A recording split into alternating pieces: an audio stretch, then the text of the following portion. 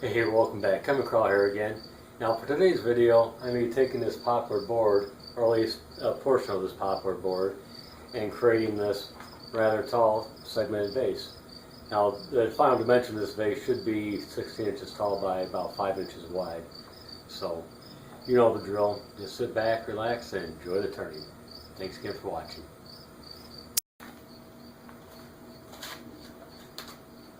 Now this piece of poplar has some beautiful coloration, from the greens at the bottom to like a dirty beige at the top. And what I plan on doing is utilizing the greens down at the bottom of the vase and then working up to the beiges at the top and transition from one to the other. Well, that's the plan anyway. We'll see how it goes. So let's get to cutting this board up. Now I ran out of time and I wasn't able to do my typical cut sheet. But by my rough estimates, I believe I need 26 feet worth of 1.5 inch wide stock to make this vase. So all I'm going to do is rip 5 strips of this 6 foot long board, and that's going to give me 30 total feet, which would be more than enough. So I'll get to cutting.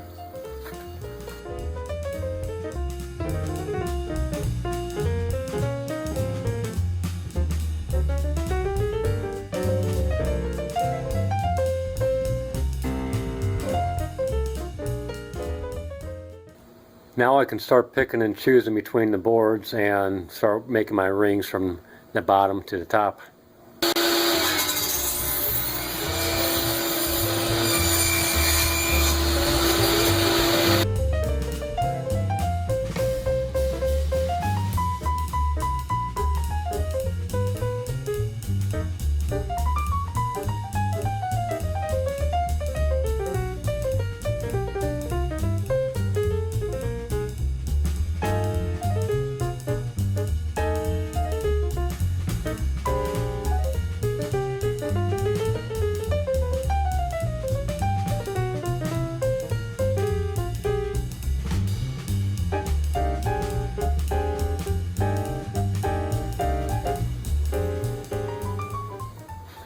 Okay, there's all 184 pieces cut. And here's all 184 pieces ready to be sanded on my platform sander. And that's all that I had left. So it's a pretty good estimate on how much wood I was going to need. So we'll get to sanding. Now on to the rather arduous task of sanding and gluing. Now I want to say thank you to one of my subscribers, David Clausen, who suggested boxing it into my platform sander and hooking my shop vac up to it. It tremendously cuts down the amount of dust, so thanks a lot, David. And I'll go ahead and plug the shop vac in and get sanded.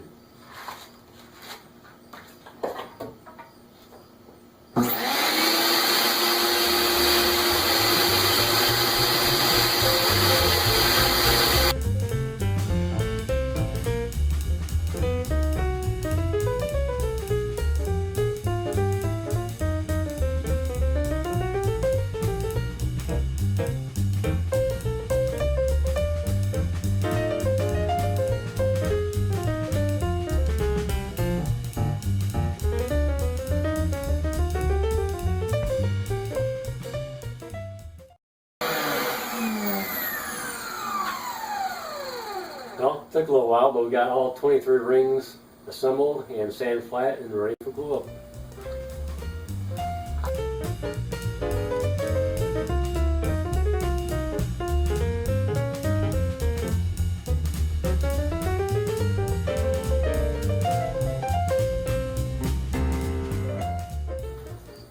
Now I'm just going to make a simple little plug for my bottom or first ring.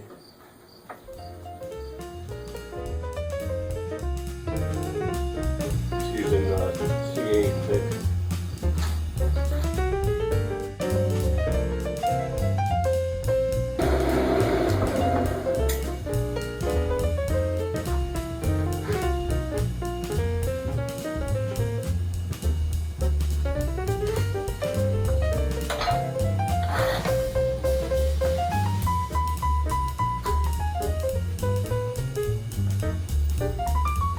That should be just big enough.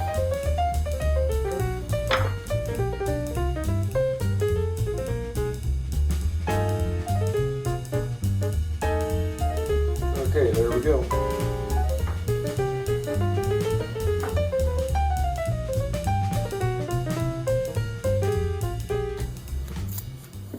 Okay, I'll go ahead and get the first ring or the bottom ring glued onto the glue block. And here again, I'll just be using thick CA glue. I'll give that a couple minutes to set up and should be good to go. Okay, it's been a couple minutes. I'm going to take that off. And what I could do, I can take my plug, and it still has my centering mark, slide it up.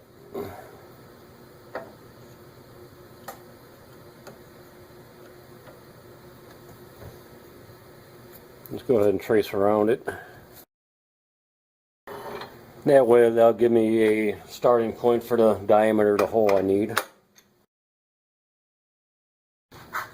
Then just using a parting tool, I'll go ahead and bore out the hole.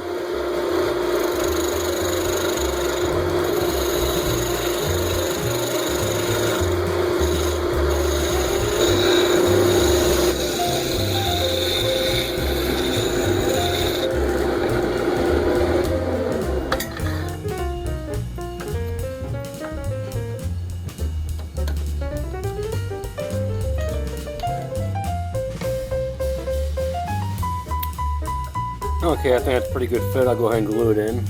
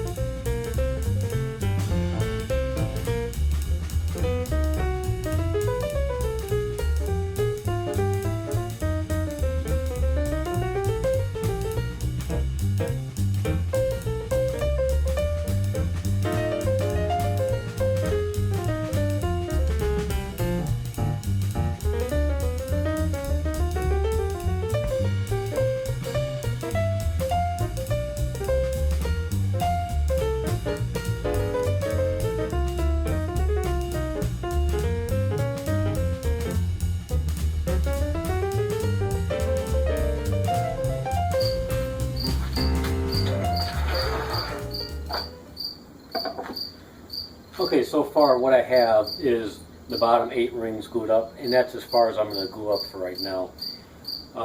Because this vase is so tall, what I'm going to do is do 3 separate glue ups.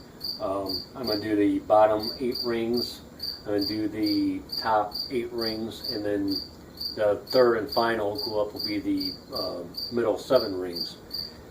So what I'll do now is I'll take the bottom segment out. I'll set that aside to dry, and then I'll come back when I have the other 2 segments glued up. Okay, wow, that took quite a bit of time to get everything glued up and sanded and assembled to the point we have now. And basically what I have here is I have the bottom 8 rings, I have the top 8 rings, and the middle 7 rings. Now for this turning, most of this is going to be doing a howling technique. So that's why I'm doing this in 3 stages. So what I'm going to do is I'm going to do basically the opposite of how I normally would turn. I'm going to take care of the inside diameter first and then work on the outside after I get everything assembled.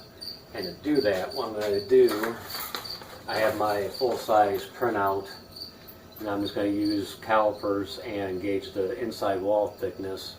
And then after I get everything assembled, then I'll just take the calipers and determine the outside diameter for each one of these rings. So now we can finally get to turning.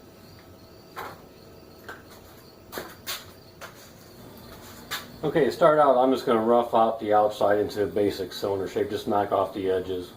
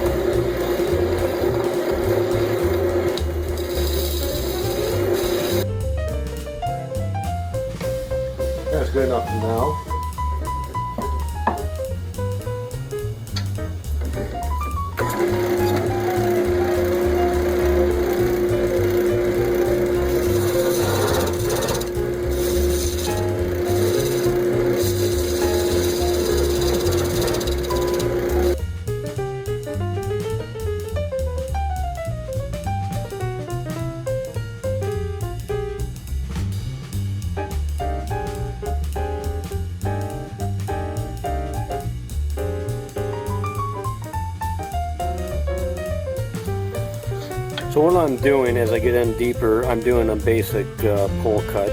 I'm riding the bevel on the side here and then cutting at the tip. Just rotate the tool handle.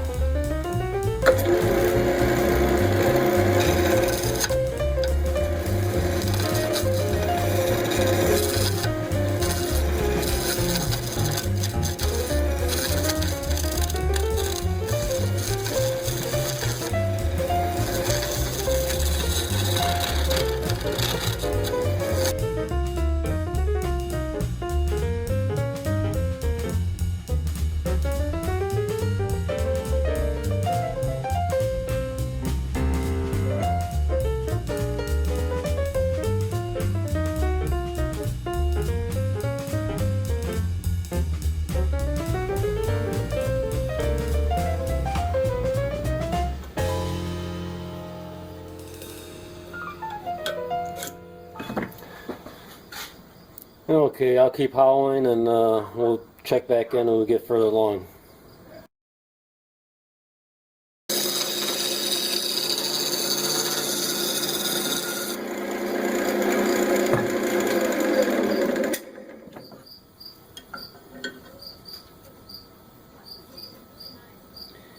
Okay, I think that's as far as I'm going to go.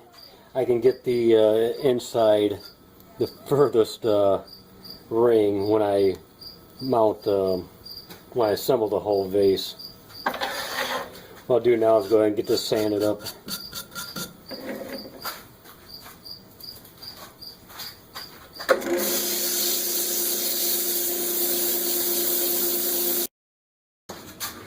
Okay, now we have the middle done. We can go ahead and swap it out for the top portion.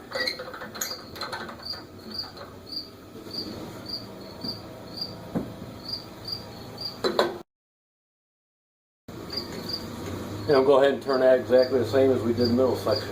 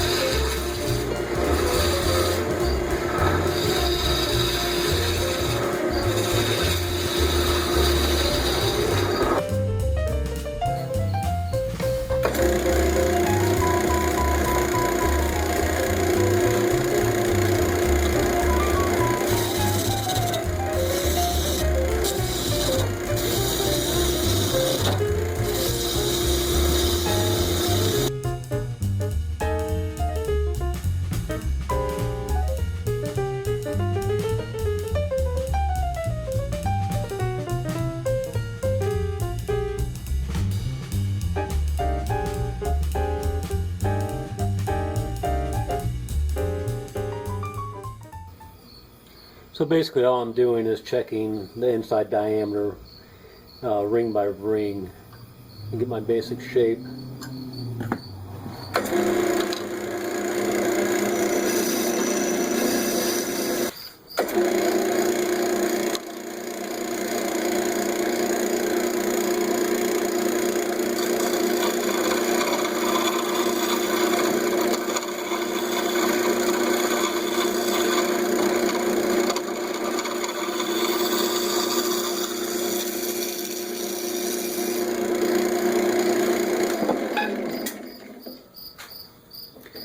Okay, that's as far as I'm going to go with hollowing out the inside for the top portion at this point.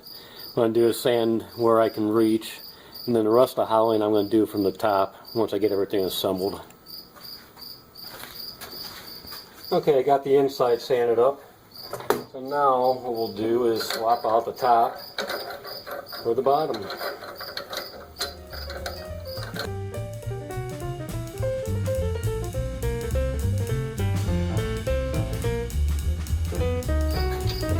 Okay, we'll repeat the same process once again.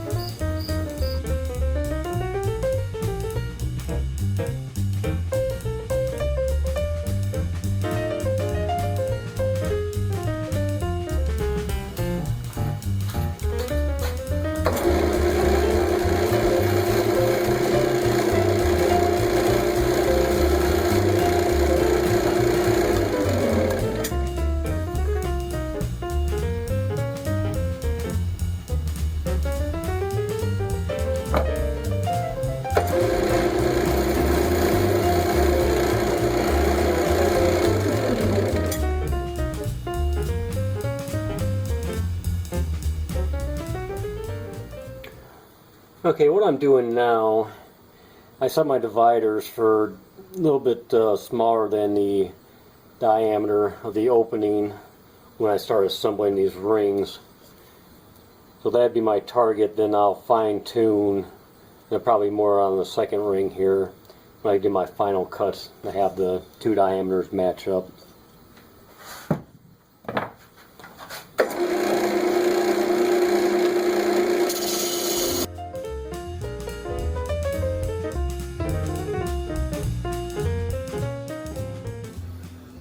Okay, I have the inside of the bottom third all sanded up and ready to go. So what I'm going to do now is glue on the middle third segment. And my intentions were to use the glue block centering hole to line it up and use the tailstock. But for some reason it doesn't quite line up. And I'm thinking is that when I bored this hole on the lathe, it got a little bit off-centered. So no problem. What I'm going to do is just take off the centering point, and then I'm just going to put a reference line on here.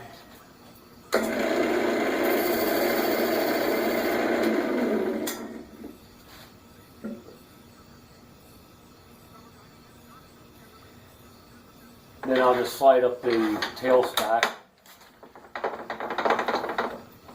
without the point and just use the pressure to seat it up against there. Let me go ahead and get that glued up.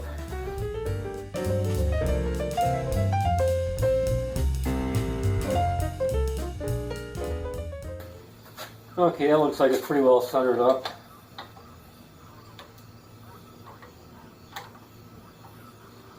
We'll let that glue set up overnight, and we'll go ahead and make the transition on the inside and turn that away and clean up any glue and do some sanding on there, and then start progressing on working on the outside. Okay, we let the glue set up overnight, so I'll go ahead and remove the tailstock here. And what we'll have to do is give her this glue block here. I'm just going to part that off.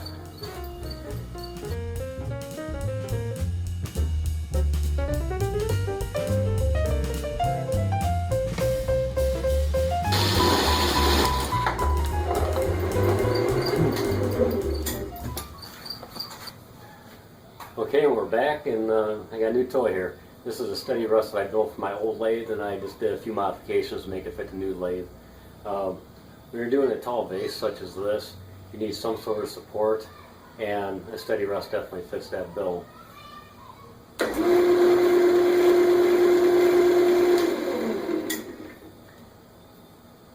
So what I'm going to do now is I'm going to refine the inside of this middle section, have it meet up with the bottom section. I'm going to prepare the diameter of the middle section here to meet up with the top section, just as I did before with the middle section with the bottom section, and get that glued up and let that set overnight.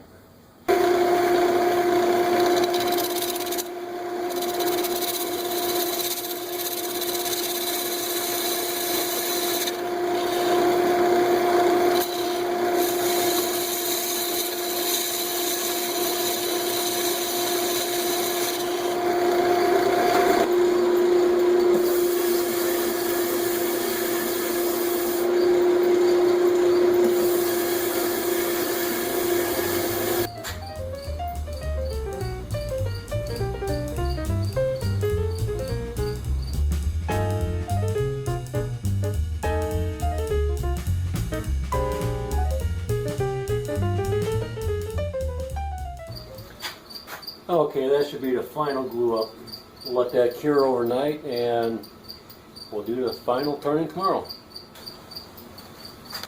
Okay, we're back, and I let the glue set up overnight, and the moment of truth here, we'll release the tailstock. Give it a test spin.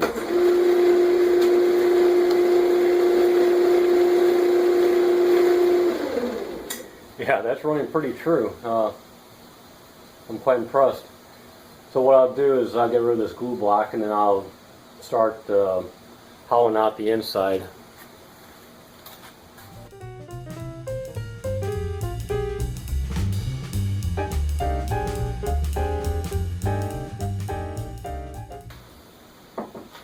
That smoke you saw was just steam from the CA glue. Start out, I'm just going to square off the top here.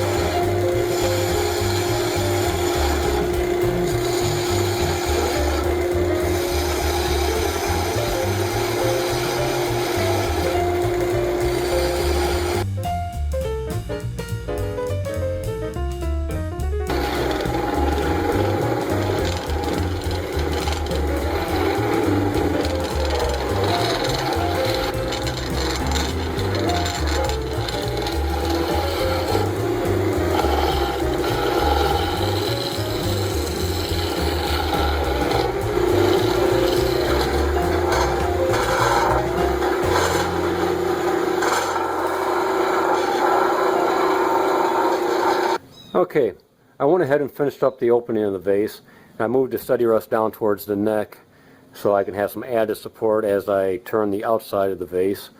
The study rust is basically acting like a tail rest at this point.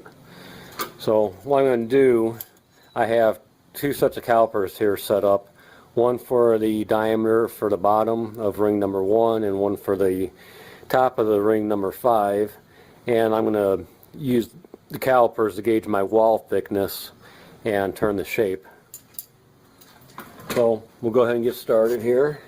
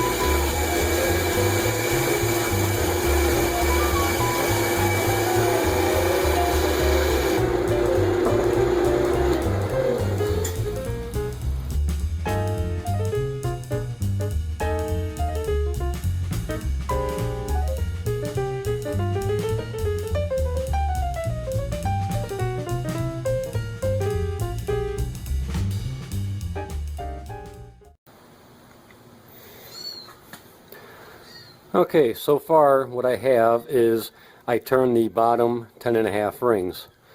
Now 10.5 rings is where it changes diameters from the small to the large and then back from the large down to the small again.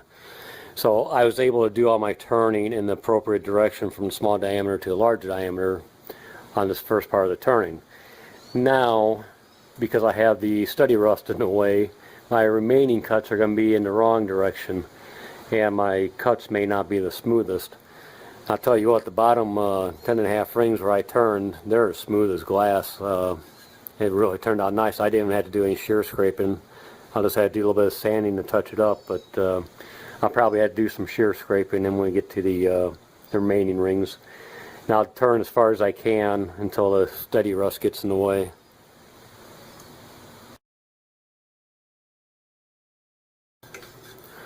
Well, I'll be darned.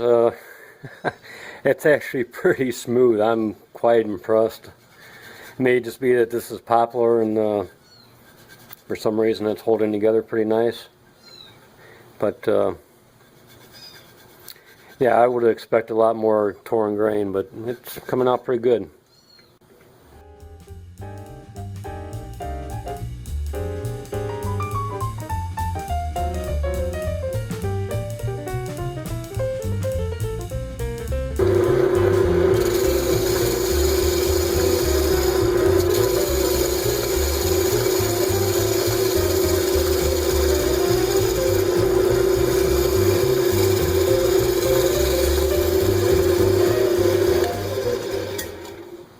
Okay, you probably can't see. That's as far as I can go because the steady rust is now in my way. There you can probably see it hitting right there. Okay, before I go ahead and move the steady rest to turn the remaining top portion, I'm going to go ahead and sand what I have here just in case I get a little bit of wobble after I move the steady rust. Now I'm just going to use a piece of sandpaper and a backing pad, soft flexible backing pad.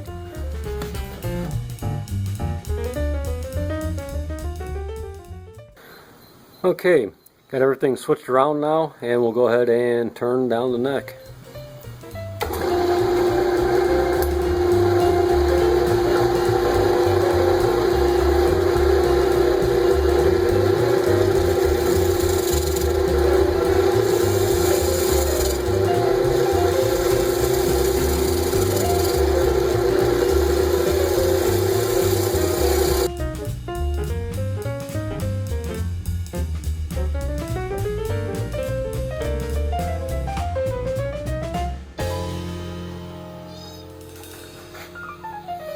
I can use my fingers here to gauge the thickness now.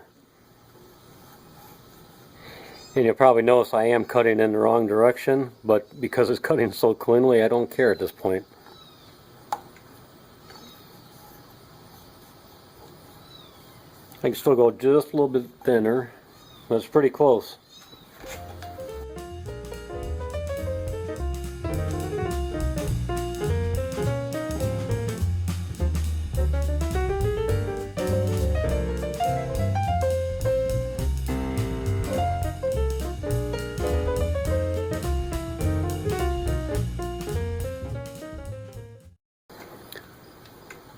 Okay, I think that's the shape I was looking for, so I'll go ahead and get it sanded up and get it parted off the glue block.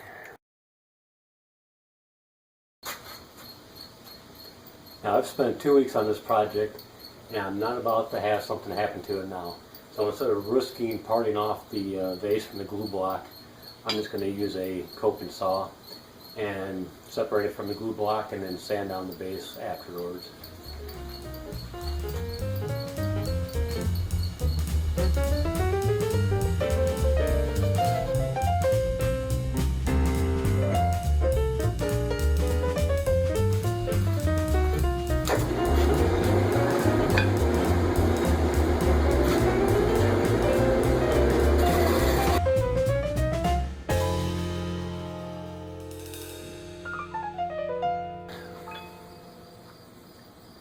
And here's the completed vase. Now I went ahead and made the base flat with my disc sanders, and then I finished it off with a little bit of hand sanding just to give it a little bit of concavity so that it'll sit flat and won't rock when I put it on a flat surface. So how do we do compared to the design? Yeah, I think it turned out quite well. So I'll go ahead and get a finish on there and post some pictures at the end of the video. Wow, that was a lot of work. And here's the completed project. As usual, I finished the piece with 2 applications of Danish oil finish and then buffed it with Tripoli and carnauba wax. I'm definitely impressed with the way Poplar turned and the way it took a finish. I'll definitely be using more of it in the future. And also, I'd like to take the opportunity to thank all those of you who have subscribed to my YouTube channel. It really, sincerely means a lot to me. So, if you haven't done so yet, please subscribe to my YouTube channel and please like this video. So until next time, thanks again for watching.